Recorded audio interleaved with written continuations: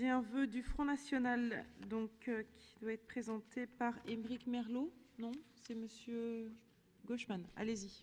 Merci Madame la Présidente. Bon, je vais être bref. Il s'agit simplement d'envisager le cas de la société Michelin qui, sous la précédente mandature, a reçu une subvention de 500 000 € et nous ne voyons pas tellement pourquoi une telle suspension a été justifiée, ne serait-ce qu'à l'époque, et pourquoi justement cette société qui a quand même un chiffre d'affaires relativement florissant avec des bénéfices qui vont avec, ne semble pas avoir de nécessité à ce niveau-là. Nous savons qu'il y a effectivement, c'est devenu un petit peu un sport, un certain nombre d'entreprises maintenant embauchent des gens pour aller à la quête des subventions. Cela dit, ça ne nous paraît pas indispensable, surtout en ce qui concerne l'état des finances de la région et de notre endettement. Je crois que nous avons mieux à faire avec les budgets que d'aller justement donner ça à des entreprises qui n'en ont guère besoin. Donc nous demandons simplement qu'à l'avenir, on fasse peut-être un petit peu plus attention et si possible qu'on limite les subventions aux PME comme nous en avons toujours exprimé l'intention, comme vous l'avez d'ailleurs toujours exprimé, et essentiellement donc de ne pas aller vers des subventions qui évidemment seront toujours prises par les entreprises mais ne nous paraissent pas indispensables à leur développement. Je vous remercie. Christophe Clergeau.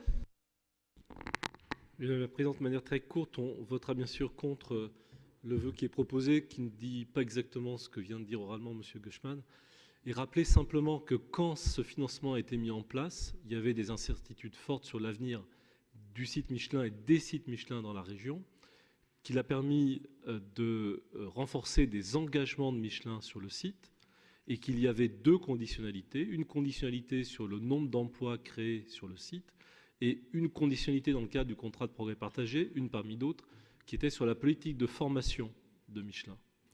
Et nous avons nous-mêmes communiqué récemment, on a eu cette discussion en commission permanente où nous n'avions pas la même analyse avec la majorité régionale, puisque seulement la première partie des 500 000 € avait été versée, et nous avons demandé que la deuxième partie ne soit pas laissée à Michelin, parce que les objectifs en termes d'emploi n'avait pas été atteint. Donc, excusez-moi, que la deuxième partie n'était pas accordée, c'était la position de la majorité. Nous, on a demandé le remboursement de la première partie parce que les objectifs en termes d'emploi n'avaient pas été atteints. Donc, je crois qu'on est bien là dans l'intérêt de travailler avec les grands groupes, fixer des investissements à travers un partenariat avec la région, mais fixer des contreparties, veiller à ce que les contreparties soient respectées et quand elles ne le sont pas, demander le remboursement.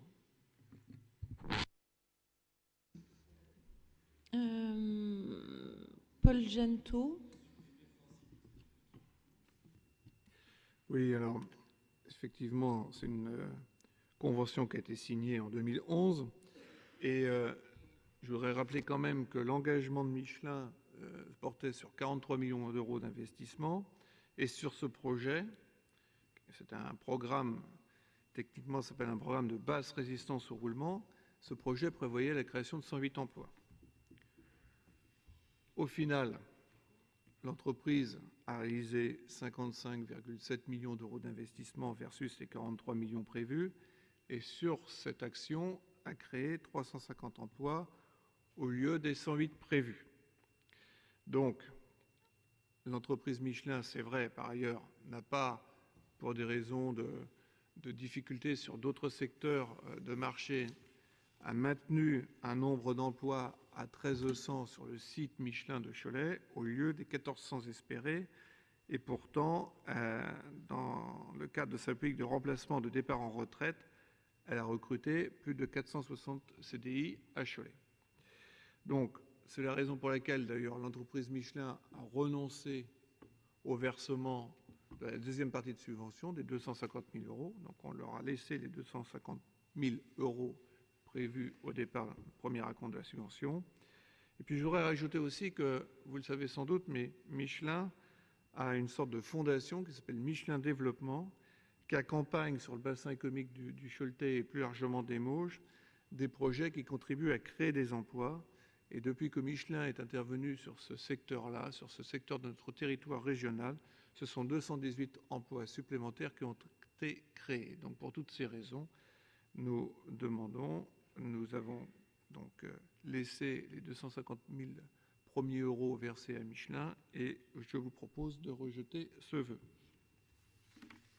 Bien, merci. Nous allons passer au vote. Qui est pour? Qui s'abstient? Il est rejeté.